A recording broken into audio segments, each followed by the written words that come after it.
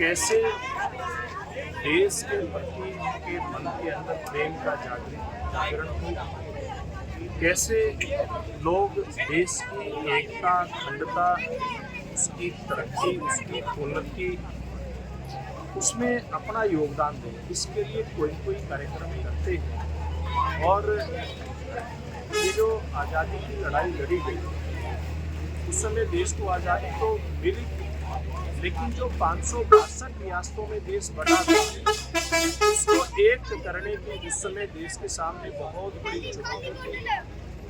और उस समय की सरकार ने आज़ादी जब प्राप्त हो रही थी, उस समय सरदार पटेल जी के जिन्होंने काम दिया कि देश की सभी 562 रियासतों को एक करके और एक मजबूत भारत का निर्माण हो, ये काम दिया गया। तो सरदार वल्लभ भाई पटेल जी ने बड़े सूझबूझ का परिचय देते हुए सभी रियासतों को एक किया। तो नरेंद्र भाई मोदी जी जब गुजरात के मुख्यमंत्री थे, तब उन्होंने ये संकल्प लिया था कि दुनिया की सबसे बड़ी ऊंची मूर्ति सरदार वल्लभ भाई पटेल की बनेगी, जिन्होंने 562 रियासतों को मिला करके एक हाथ से इस बात बनाने में अपना बड़ा योगदान दिया। 182 मीटर ऊंची मूर्ति ये बन करके तैयार हुई। इसमें देश भर के लगभग 6.5 लाख गांव का किसान के खेत से लिया हुआ लोहा और मिट्टी का उपयोग हुआ। और इसमें बहुत सारे किसान भाइयों का सहयोग रहा। मुझे भी इस बात का सौभाग्य मिला कि जो मिट्टी और लोहा इकट्ठा करना था किसान के खेत से, इसका हरियाणा प्रदेश का संयोजक बनने का मोदी साहब ने मुझे सौभाग्य दिया था।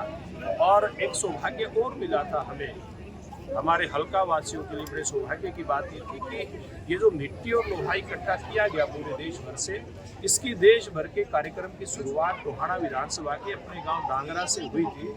और पुरुषोत्तम रूपाला जी जो बहुत वरिष्ठ नेता हैं भारतीय जनता पार्टी के, उस समय सरकार में मंत्री थे और अब केंद्र में मंत्री हैं, मोदी जी ने उनकी जिम्मेवारी लगाई थी। और हमारे पूर्व के प्रदेश अध्यक्ष ओम प्रकाश धनखड़ समेत कई यहाँ पर नेता आए थे और यहाँ से मिट्टी लेने का काम किसान के खेत का शुरू हुआ था।